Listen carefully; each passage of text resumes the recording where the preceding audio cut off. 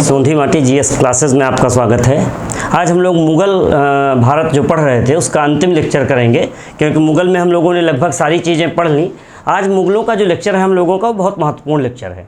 Actually इसमें स्थापत्य है, स्थापत्य के साथ यानी कि जो बिल्डिंगें बनी, इमारतें बनी मुग़ल काल में, और मुग़ल काल की इमारतों से प्रायः प्रश्न परीक्षा में पूछा ही जाता है कि इबादत खाना का क्या कार्य क्या था, या सर्वश्रेष्ठ इमारतें कहाँ थी मुग़लों की, फतेहपुर सीकरी जवाब होगा, या इस तरह से बहुत सारे प्रश्न उसके विषय में जानकारी लेंगे। जहांगीर ने क्या महत्वपूर्ण बनवाया, शाहजहाँ के समय को स्वर्ण युग क्यों कहते थे स्थापत्य में। इसके बाद हम लोग चित्रकला पर कुछ बातें करेंगे और संगीत के विषय में जानेंगे।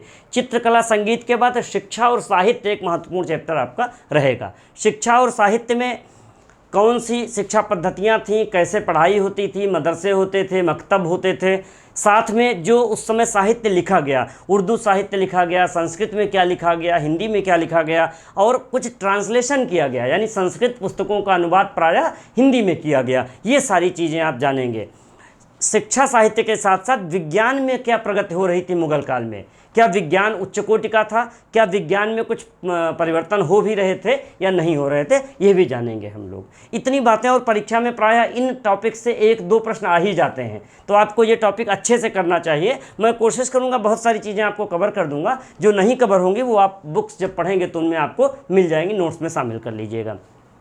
स्थापत्य की बात करते हैं। मुग़ल कालीन स्थापत्य मुग़लों का जो बड़ा साम्राज्य था, महान साम्राज्य था, उसी तरह से इनका महान स्थापत्य भी था। उसमें फारसी स्थापत्य और हिंदू स्थापत्य दोनों का मिक्सचर है। गुंबद भी बनते हैं, डबल गुंबद, दोहरे गुंबद भी बनते हैं, और ट्राइबेट सहतीर पद्धति भी आती है। तो आप जब तत्व पढ़ेंगे, हम लोग तत्वों पर बहुत ज़्यादा नहीं जा पाएंगे, नहीं तो फिर लेक्चर, इसके लिए 2-3 लेक्चर चाहिए, लेकिन हम लोग ये कोशिश करेंगे कि क्या परीक्षा में आ रहा है उस पर फोकस करेंगे। स्थापत्य में जो बिल्डिंगें बनवाई गई वो प्रायः पूछी जाती है। जैसे पूछ लेगा संभल की मस्जिद किसने बनवाई थी, तो बाबर उसका जवाब होगा। या चारबाग का, जो चारबाग मतलब एक बीच में बिल्डिंग, उसके चारों तरफ चौकोर बाग और उनको रास्ते दिए गए थे। ताजमहल भी चारबाग पद्धति पे ही बना हुआ है। पहली बार चारबाग पद्धति जो आती है वो बाबर के सामने आती है। संभल और पानीपत में इसने 2 महत्वपूर्ण मस्जिदें बनवाई थी। इसके बाद हुमायूं की जिक्र करेंगे जब, तो हुमायूं के विषय में ज़िंदगी भर लड़खड़ाता रहा, बहुत ज़्यादा समय नहीं था उसके पास। उसने दीन पनाह दिल्ली एक नए सिरे से बसाई, जिसको किले को नाम क्या दिया गया, दीन पनाह, और इसको कहा गया 5वीं दिल्ली। दिल्ली कई बार बसी, कई बार उजड़ी।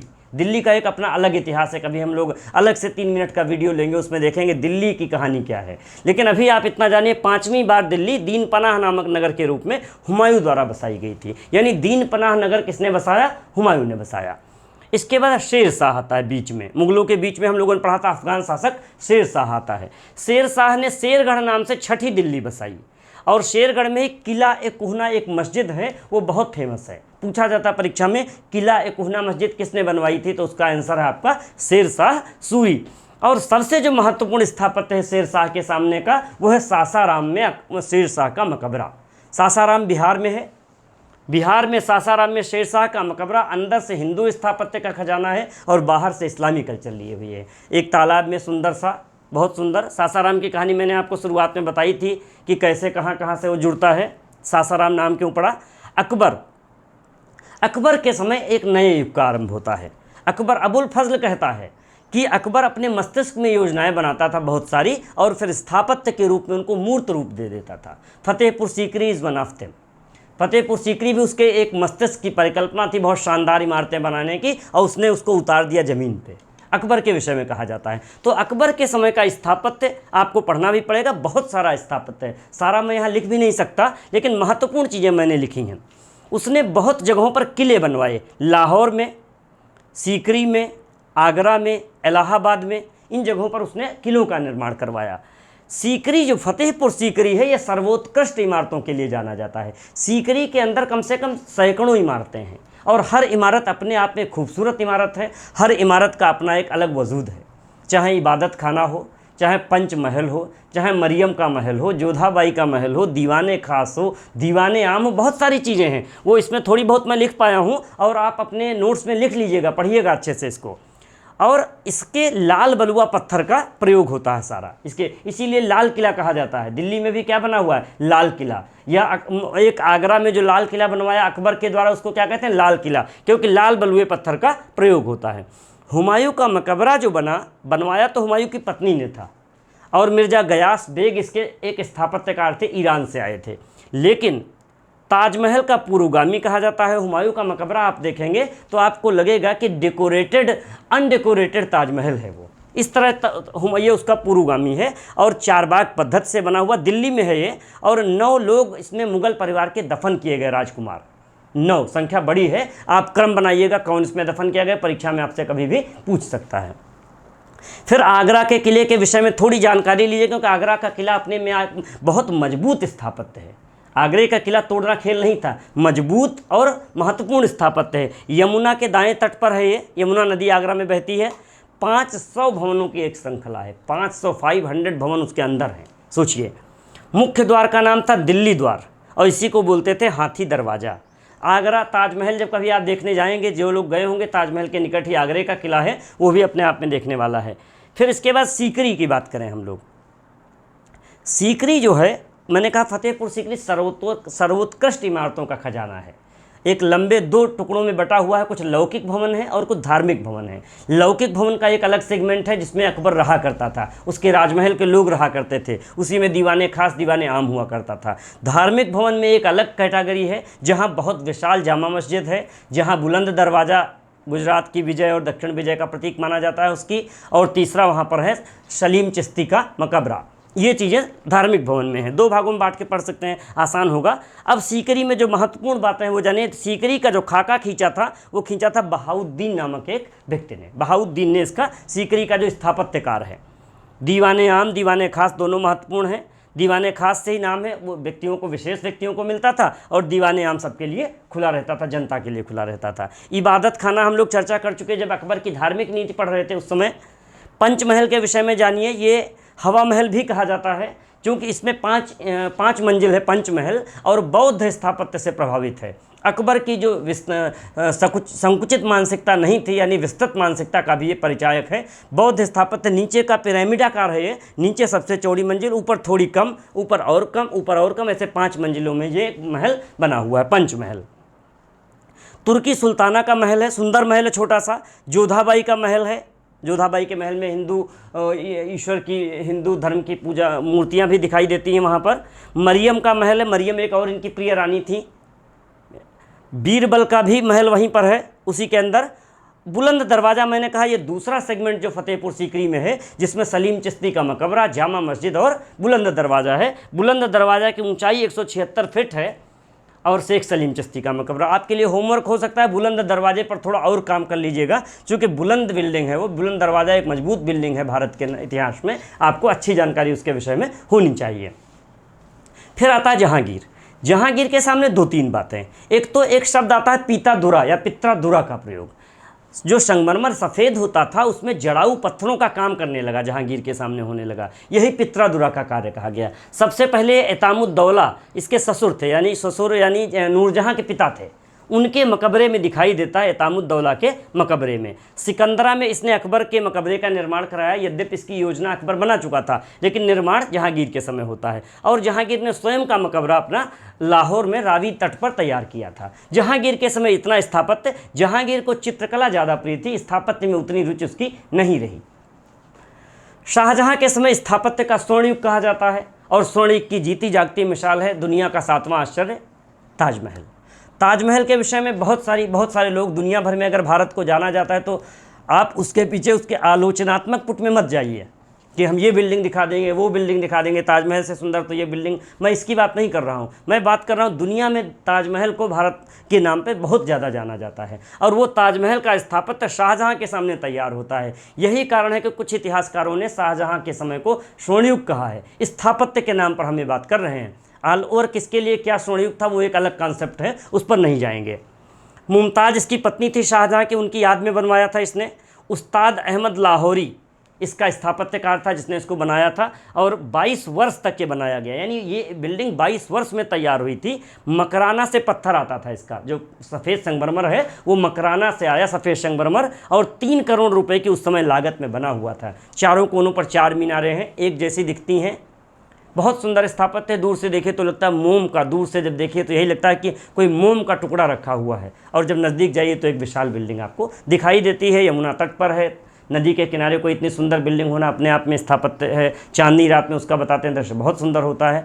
तो इस तरह से ताजमहल के विषय में आप और थोड़ी जानकारी जुटाइएगा, कितनी ऊंचाई पर है, कितने क्या, और इस तरह से हो जाएगा। इसके बाद हम पढ़ेंगे उनके विषय में और चीज़ें। शीश महल और मोती मस्जिद, शाहजहाँ के समय इनका निर्माण होता है आगरा के किले में। शीश महल, मोती मस्जिद। एक मुसम्मन बुर्ज भी आगरा के किले में बनवाता है, 6 मंजिल की थी, और झरोखा दर्शन यहीं से दिया करता था, यानी मुसम्मन बुर्ज से ताजमहल को भी वहाँ से वो देख सकता था, यानी मुसम्मन बुर्ज पे खड़ा होकर या वहाँ से ताजमहल दिखाई देता था। और माना जाता है कि जब औरंगजेब ने उसको जेल में डाल दिया था, अपने पिता को, यानी औरंगजेब ने शाहजहाँ को जब जेल में डाल दिया, तो अंतिम 6 वर्ष जो बिताए थे वो उन्होंने कहाँ बिताए थे, इसी मुसम्मन बुर्ज वाली बिल्डिंग में, और वहीं से ताजमहल दिखाई देता था, निहारा करते थे। जहाँ उनकी सेवा में थी यद्यप लास्ट में। दिल्ली का लाल किला इन्हीं के सामने बनवाया गया। परीक्षा में महत्वपूर्ण सवाल, आगरे का लाल किला किसने बनवाया? अकबर ने। दिल्ली का लाल किला किसने बनवाया? शाहजहाँ ने। शाहजहानाबाद के रूप में इसने 7वीं दिल्ली बसाई। 7वीं बार जब दिल्ली बसी तो शाहजहांबाद के रूप में बसी। लाहौरी द्वार है इसका, शाहजहांबाद जो दिल्ली का लाल किला उसका गेट है, उसको बोलते हैं लाहौरी गेट या लाहौरी द्वार। रंग महल एक उसके अंदर की अच्छी बिल्डिंग है, और जमीयस्त बरूयस्त वहाँ पर कहीं है, यानी बहुत सुंदर उसके लिए दिया गया है। नहरें बहेस, उसके अंदर नहर से पानी आता है। लाल किले की भी संरचना बहुत मजबूत है। जामा मस्जिद, लाल किले के सामने जामा मस्जिद है, वो भी भारत के इतिहास में, राजनीतिक इतिहास में भी जामा मस्जिद का एक अपना अलग महत्व है। वहाँ से जामा मस्जिद से बहुत सारी चीज़ें तय होती हैं, इसलिए जामा मस्जिद भी देश की एक बड़ी मस्जिदों में ये है। ये हो गया आपका शाहजहाँ। इसके बाद बात करेंगे औरंगजेब की। औरंगजेब की बहुत ज़्यादा रुचि नहीं थी स्थापत्य में, बल्कि उसने स्थापत्यकारों को बाहर का रास्ता दिखा दिया था। वो बिल्डिंग और इन चीज़ों को ठीक नहीं मानता था बहुत ज़्यादा। फिर भी उसने राबिया उद दुर्रानी अपनी पत्नी यानी बीवी का मकबरा बनवाया औरंगाबाद में, क्योंकि दक्षिण में ही ख़त्म हुआ वो, वहीं वो दक्षिण में उसने समय व्यतीत किया। तो एक मकबरा, और इसको ताजमहल की फूहड़ नकल भी कहते हैं। उसने कोशिश की ताजमहल की नकल उतारने की, इसीलिए ताजमहल की फूहड़ नकल। और दिल्ली के लाल किले में एक मोती मस्जिद सफ़ेद संगमरमर से बनी हुई है, बहुत सुंदर लगती है, वो इन्होंने बनाया। औरंगजेब के विषय में इतनी बात है। मुग़ल स्थापत्य के साथ जब आप बात करेंगे तो उद्यानों की बात हमेशा कीजिएगा, क्योंकि मुग़ल स्थापत्य का ही एक अंग उद्यान रहे। मुग़ल सम्राटों ने उद्यानों के खूब उद्यान बनाए, जिसमें बाबर के समय शुरुआत हो गई थी। बाबर, अकबर, सब ने कहीं न कहीं बाग बसाए। सबसे बड़ा जो नाम आता है यदि बाबर के विषय में तो आराम बाग हो गया आगरा में। शालीमार बाग ये आपका जहांगीर ने कश्मीर में बसाया हुआ था। कश्मीर में एक शालीमार बाग है। निशात बाग भी है, निशात बाग के विषय में भी पढ़िएगा। तो ये उद्यानों की परिकल्पना भारत में इन्हीं के सामने दिखाई देती है। मतलब वो उद्यान कालिदास के समय शकुंतला उद्यान में तो तब भी अटखेलियाँ कर रही थी। मैं बात कर रहा हूँ जो चारबाग पद्धति से उद्यान लगाए गए भारत में एक सिस्टम से, वो आपको मुग़लों के समय दिखाई देते हैं। इसके बाद हम लोग चर्चा करेंगे चित्रकला की। चित्रकला और संगीत के विषय में थोड़ी बातें जानेंगे। चित्रकला के विषय में बाबर को समय तो मिला नहीं, यद्यपि वो पूर्व का राफेल कहा जाता है। बेहजाद एक चित्रकार हुआ, उसको पूर्व के राफेल की संज्ञा। और राफेल कौन था? एक इटली का बहुत बड़ा चित्रकार था, यूरोप का पुनर्जागरण में उसका रोल आता है, वो कभी हम लोग बाद की बातें हैं। और फिर हुमायूं जब निर्वासित जीवन व्यतीत कर रहा था, भारत से भगा दिया गया था, तो उसको मीर सैयद और अब्दुल समद 2 चित्रकारों की सेवाएँ प्राप्त हुई। इन्हीं को लेके वो भारत आता है, और यही लोग फिर धीरे धीरे क्या करते हैं, भारत में चित्रकारी की शुरुआत करते हैं। और दास्तान अमीर हमजा, ये मोहम्मद साहब के चाचा थे अमीर हमजा, उनको उनके चित्र बनाता है। अब्दुल समद और मीर सैयद हुमायूं बनवाता है। यही पहली महत्वपूर्ण कृति मानी जाती है मुग़ल काल की चित्रकला में, दास्तान अमीर हमजा। ये क्या है? ये चित्रकला के फोटो का संग्रह था एक। फिर अकबर के सामने बहुत काम होता है। अकबर की जो सुलह कुल की नीति है, चित्रकला उसको भी प्रस्फुटित दिखाती है। कैसे? उसके दरबार में वो कहते हैं, अबुल फजल 17 चित्रकारों की सूची देते हैं, जिसमें 13 हिंदू थे और 4 मुस्लिम थे। ये सुलह कुल का नीति का परिचायक है। उसने हिंदू चित्रकारों को प्रश्रय दिया था बहुत सारे। अब्दुल समद जो कि उनके पिताजी के समय से ही थे, इसको सीरी कलम की उपाधि दी गई थी। बहुत अच्छे चित्रकार थे ये। दसवंत एक हिंदू श्रेष्ठ चित्रकार के विषय में जब बात होती है अकबर के समय की, तो वो नाम आता है दसवंत का। दसवंत हालांकि बाद में विक्षिप्त हो गए थे और आत्महत्या के लिए ख़त्म हो गए थे। बसावन व्यंग्य चित्रकार थे, ये भी अकबर के सामने थे। और मजनू का एक चित्र इनका बहुत फेमस है। इसके बाद रज़्मनामा बुक है, महाभारत का अनुवाद, इसका चित्रण किया गया था। फिर जहांगीर के समय की बात करें, जहांगीर वास्तव में चित्रकला की जो सबसे ज़्यादा प्रगति हुई वो जहांगीर के सामने हुई। जहांगीर स्वयं भी एक बहुत अच्छा जानकार था, चित्रकार था। जहांगीर कहता है कि अगर मेरे सामने कोई चित्र लाया जाए और बहुत सारे चित्रकारों ने उसको बनाया हो तो मैं अंग प्रत्यंग पहचान लूँगा कि किस चित्रकार ने उसमें हाथ बनाया है, किस चित्रकार ने उसकी आंखें बनाई हैं, ये कहता है। तो जहांगीर के समय अका रिजा के नेतृत्व में चित्रशाला की स्थापना होती है और उस समय के अबुल हसन जो जहांगीरी है उसका भी फ़ोटो इन्होंने ही बनाया था। अबुल हसन ने जहांगीर की जो तुझके जहांगीरी वो है आत्मकथा आगे पढ़ेंगे, उसका जो मुखपृष्ठ पे फ़ोटो लगा है वो इन्हीं का बनाया हुआ था, अबुल हसन। और इनको अस्र उज जमा की उपाधि दी गई थी। और उस्ताद मंसूर, इनको अस्र की उपाधि दी गई थी। बिशन दास और मनोहर हिंदू चित्रकार दिखाई देते हैं। मंसूर उल अस्र, मंसूर उज जमा करके ये दो उपाधियाँ थीं। बिशन दास और मनोहर हिंदू चित्रकार थे। जहांगीर से पहले एक बात आपको बता दें, अकबर चित्रकारी के विषय में एक बात कहता है उसको पहले लोगों ने विरोध किया, कहा चित्रकार ये तो ईश्वर का है, तूली का बनाना, किसी का फ़ोटो बनाना, ये ईश्वर का अपमान है, अल्लाह का अपमान है। तो उसने कहा नहीं, ये अपमान नहीं, बल्कि ये तो और मजबूत बात आती है निकल कर, क्योंकि वो चित्रकार चित्र तो हूबहू बना सकता है लेकिन प्राण नहीं डाल सकता, उसमें जीवन नहीं दे सकता है। इससे जो अल्लाह की ताकत है वो और बढ़ जाती है और इससे पता चलता है कि वो सार्वभौम सत्ता है। ये एक अकबर के विषय में कथन है। अकबर जो है, संगीत के विषय में हम लोग बात करेंगे। शाहजहां के समय तो बहुत कम चित्रकार की बात चित्रकला की आती नहीं है और औरंगजेब ने तो सबको देश निकाला ही करा दिया था इस तरह के लोगों का। अकबर नगाड़ा बहुत अच्छा बजाता था। अकबर के समय वाद्य यंत्रों की बात करें, अकबर के समय स्वामी हरिदास बहुत अच्छे संगीतकार थे, तानसेन के गुरु थे। और तानसेन का नाम आप लोगों ने ज़रूर सुना होगा सामान्य रूप से।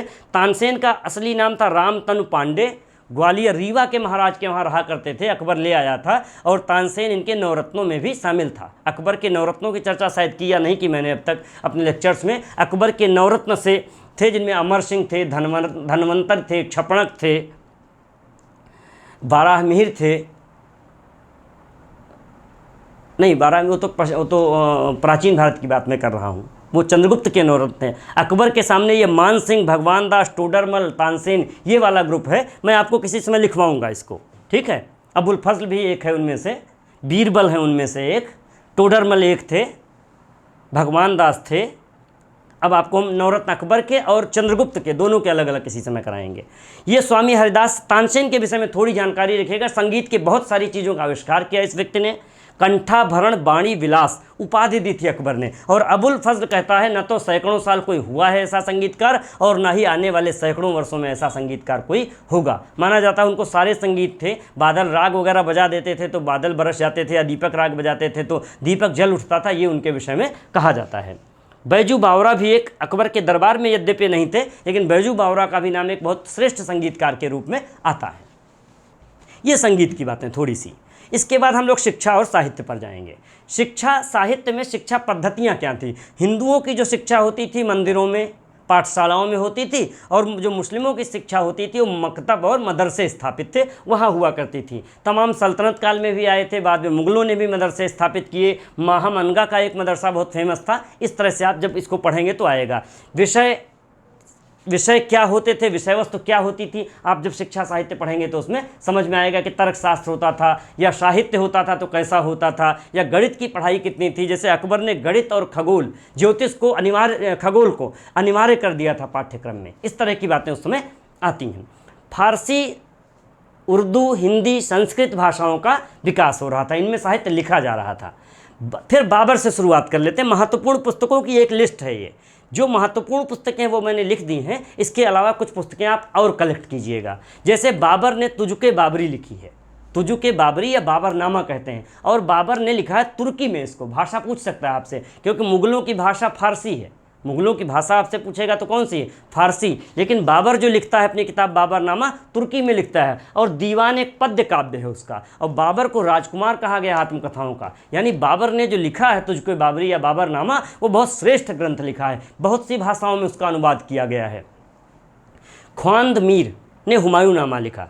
गुलबदन बेगम हुमायूं की अकबर की बहन थी, हुमायूं की बहन थी और उन्होंने लिखा है हुमायूं नामा। 2 रचनाएं लिखी गई हैं, एक ख्वांदबीन ने लिखी और एक गुलबदन बेगम ने लिखी है। अकबर ने बहुत सारे कवियों को प्रश्रय दिया। फिर एक बार महान युग शुरू होता है, 59 कवियों का जिक्र मिलता है। अबुल फजल 59 कवियों का 59।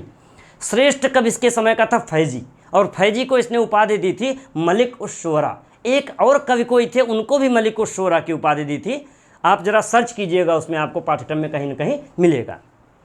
फारसी इनकी राजभाषा थी, समझ गए होंगे। मोहम्मद हुसैन जरी कलम, मोहम्मद हुसैन एक श्रेष्ठ सुलेख लेखक था। सुलेख बहुत अच्छी इसकी थी, सुलेखन कार्य, लेखन, तो इसको जरी कलम की उपाधि दी गई थी। अबुल फजल ने एक पुस्तक लिखी कि अकबरनामा, बहुत बार पूछी जाती परीक्षा में, अकबरनामा किसने लिखी? अबुल फजल ने। अकबरनामा 3 भागों में लिखी गई है और इसी के तीसरे भाग का नाम है आईन ए अकबरी। अच्छे से समझिएगा, 2 अलग अलग किताबें नहीं हैं। Ain i Akbari is third part of the Akbarnama. Abdul Qadir Badayuni, जब हम लोग अकबर कर रहे थे तो आपको बताया था कि बदायूनी को बगैर पढ़े इतिहास के विद्यार्थी अकबर को बैलेंस नहीं समझ सकते। अकबर की धार्मिक नीति का कट्टर आलोचक है बदायूनी, और बहुत सारी ऐसी बातें जो अबुल फजल प्रशंसा में कहता था, बदायूनी काटता है उसको। बदायूनी की पुस्तक इसलिए महत्वपूर्ण हो जाती है और उसका नाम है मुंतखब उत तवारीख। नोट कर लीजिएगा अच्छे से, मुंतखब उत तवारीख। निज़ामुद्दीन अहमद की एक महत्वपूर्ण पुस्तक है तबकात ए अकबरी। फिर जहांगीर के सामने की बात करेंगे। अब अकबर के समय कुछ, जैसे संस्कृत के महेश ठाकुर ने अकबर के समय इतिहास, दरभंगा के थे ये, इन्होंने इतिहास लिखा है, आगे हम लोग कर लेंगे। अभी हिंदी साहित्य में जो और महत्वपूर्ण लोग हुए, इनकी चर्चा पहले क्रम से ही कर लेते हैं। जहांगीर के समय तुजुक ए जहांगीरी, जहांगीर ने जो अपनी आत्मकथा लिखना शुरू किया था, लेकिन कुछ वर्ष बाद वो अपनी आत्मकथा पूरी नहीं कर सका। इसकी पूरी किया आत्मकथा को मोतामिद खां ने, और मोतामिद खां भी थोड़ा पीछे छूट जाता है, लास्ट में पूरा करता है हादी। 3 लोगों ने मिल करके तुजुक ए जहांगीरी को पूरा किया है। शाहजहां के समय का राज कवि था, उसका नाम था कलीम, और कलीम ने रचना की थी जिस ग्रंथ की, उसका नाम है साकीनामा। अब आपसे पूछेगा साकीनामा किसकी रचना है, तो कलीम की। अब ये कलीम एक बहुत बड़ा कवि रहा होगा, जो राज कवि था उस समय मुगल सम्राट का, वो छोटा कवि नहीं रहा होगा। तो आपको जानना चाहिए कि कलीम शाहजहां के राज कवि थे। औरंगजेब के समय देखिए बहुत रचनाएं नहीं हुई, फिर भी छुप छुपा कर लोग लिखते रहे और लिखा खूब गया इसके सामने भी। खफी खां इसके सामने मुंतखब उल लुबाब एक पुस्तक लिखते हैं और महत्वपूर्ण पुस्तक है मुंतखब उल लुबाब। काजिम ने लिखी आलमगीर नामा, आलमगीर नामा, काजिम का पूरा नाम है कुछ, आप देख लीजिएगा। ईश्वरदास नागर एक महत्वपूर्ण लेखक हुए, इनकी पुस्तक का नाम है फतुहात ए आलमगीरी, फतुहात ए आलमगीरी। और भीमसेन कायस्थ की पुस्तक का नाम है नुस्ख ए दिलकुशा। नुस्ख, ये परीक्षा में कई बार पूछी जाती है, भीमसेन कायस्थ की पुस्तक नुस्ख ए दिलकुशा। दानियाल के समय हिंदी रचनाएं करता था। दानियाल अकबर का पुत्र था और इसने हिंदी कविताएं खूब लिखी दानियाल ने। यद्यपि वो शराब बहुत पीता था, मर गया बाद में, लेकिन दानियाल ने हिंदी कविताएं खूब लिखी। जहां आरा मख्फी उपनाम से कविताएं लिखा करती थी। जहां आरा एक राजकुमारी थी, औरंगजेब की बहन थी, शाहजहां की पुत्री थी। महाभारत का जो अनुवाद किया गया वो किस नाम से किया गया? रज़्मनामा। अब आपसे पूछ लेगा रज़्मनामा किसका अनुवाद है? महाभारत, रामायण, पंचतंत्र या अभिज्ञान शाकुंतलम। तो आपको लिखना टिक करना पड़ेगा महाभारत रज़्मनामा महाभारत का अनुवाद है। इसी तरह रामायण रम्मनामा का अनुवाद है। रामायण का अनुवाद क्या है? रम्मनामा, और रज़्मनामा थोड़ा सा अंतर है। पंचतंत्र का अनुवाद किया अनवार ए सुहेली नाम से।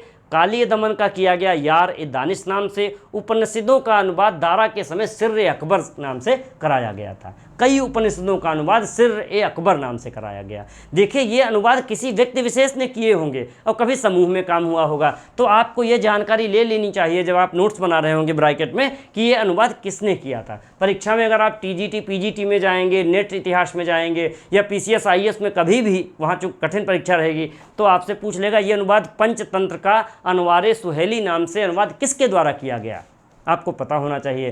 पंचतंत्र इतनी अच्छी पुस्तक थी कि अनुवाद किया गया, तो आपको यह भी पता होना चाहिए कि विष्णु शर्मा की पंचतंत्र पुस्तक रही होगी। ये सब आपकी जानकारी, जिज्ञासाएं होनी चाहिए। हिंदी साहित्य में उस समय मुगल काल में रहीम, अब्दुल रहीम खान खाना बैरम खां के पुत्र थे। जब बैरम खां मर गए, ख़त्म हो गए, कत्ल कर दिए गए, तो अकबर ने पाला। अब्दुल रहीम खान खाना को अपना सेनापति बनाया, मनशबदार बनाया। अब्दुल रहीम खान खाना उनके सेनापति भी हुआ करते थे, सैनिक अभियानों का नेतृत्व करते थे, लेकिन वो दोहे बहुत शानदार के लिख गए। रहीम के दोहे सबकी ज़बान पर कुछ न कुछ रहते ही हैं, तो वो अब्दुल रहीम खान खाना के विषय में है। तुलसी दास जी इन्हीं के सामने, मुगलों के सामने ही रामचरितमानस पूरी करते हैं। सूरदास जी का इसी समय टाइम है और बिहारी का भी समय इन्हीं का। अब किसके दरबार में थे, क्या थे, वो बात अलग है कि वो जयसिंह के दरबार में थे, राजस्थान में थे, लेकिन मुगल काल चल रहा था उस समय, मैं इसकी बात कर रहा हूँ। संस्कृत में महेश ठाकुर ने इतिहास लिखा था, ये परीक्षा में कभी कभी पूछा जाता है। उर्दू का भी इसी समय, उर्दू देखिए भाषा डेवलप हो रही थी, फारसी हिंदी मिल रही थी और उर्दू का जन्म हो रहा था, तो उर्दू साहित्य का विकास भी हो रहा था। और वली दक्कनी को कहा जाता है उर्दू का आधुनिक जन्मदाता, वली दक्कनी। तो वली दक्कनी इसी समय होते हैं और उर्दू का आधुनिक जन्म होता है। बाद में एक मुगल सम्राट हुए बहादुर शाह जफर, जिन्होंने रंगून निर्वासित कर दिए गए थे 1857 के संग्राम के बाद, वो भी बहुत अच्छी गज़लें लिखते थे। उस समय जो शिक्षा थी उसमें 3 और महत्वपूर्ण बातें आपको आनी चाहिए। जो तर्कशास्त्र में पारंगत होते थे बच्चे, उनको फाजिल की उपाधि देते थे, तर्कशास्त्र। जो धर्म में पारंगत होते थे उनको आलिम की उपाधि देते थे, और जो साहित्य में निपुण होते थे उनको काबिल की उपाधि देते थे। इसके बाद अब हम लोग अगला टॉपिक करेंगे, इसमें विज्ञान प्रौद्योगिकी। विज्ञान प्रौद्योगिकी पे आपको कम से कम आधे पेज का नोट्स होना चाहिए अगर अच्छे विद्यार्थी हैं। हम लोग 3-4 बातों में इसको समाप्त करेंगे। मुगल काल में जो वैज्ञानिक है बहुत बड़ा, उसका नाम है फतेहुल्लाह सिराजी। अकबर कहता है कुछ पता नहीं क्या कि फिरंगियों के हाथ अगर ये लग गया होता तो इसके बदले इतना अनमोल खजाना भी दे दिया होता तो भी इस बहुमूल्य रत्न की तुलना में वो कम होता। तो ऐसी क्या बात थी भाई फतेहुल्लाह सिराजी में कि इतना ज़्यादा उसको अकबर मानता था? क्योंकि वो एक बहुत बड़ा नई सोच का व्यक्ति था।